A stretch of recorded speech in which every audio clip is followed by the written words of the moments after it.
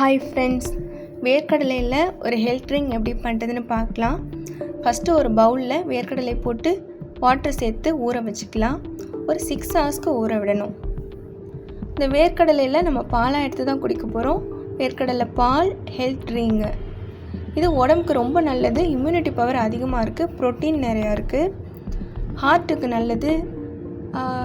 இது கேன்சருக்கு எகென்ஸ்டாக கூட செயல்படுது. ஸோ எல்லா டயட் மெயின்டைன் பண்ணுறவங்களும் சாப்பிட்லாம். பாதாம், முந்திரி இதிலெல்லாம் இருக்க சத்தை விட வேர்க்கடலையில் அதிகமாக இருக்குது. ரொம்ப சீப்பானதும் தான். ஸோ நான் நல்லா ஊறின வேர்க்கடலையில் ஜாரில் போட்டு அரைச்சிக்கிறேன். நல்லா பால் மாதிரி ஆகிற அளவுக்கு 2 to 3 டைம்ஸ் ரிப்பீட் பண்ணி அரைச்சி எடுத்துக்கலாம். இதை வாட்டரை பாயில் பண்ணி அதில் ஆட் பண்ணோம்னா பால் ரெடி. நல்லா கொதிச்சிட்ருக்க வாட்டரில் ஸ்டவ் ஆஃப் பண்ணிட்டு இதை ஆட் பண்ணாலே போதும். கொதிக்க விடணும் அப்படின்லாம் தேவையில்லை. அதுவே நல்லா சூடாக இருக்கும். இதில் தேவையான அளவு நம்ம ஸ்வீட் எடுத்துக்கிட்டோம்னா வேர்க்கடலை மில்க்கு ஹெல்த் ட்ரிங்க் ரெடி ஆயிடுச்சு. இது 2 பர்சனுக்கு தாராளமாக வரும். So milk ready.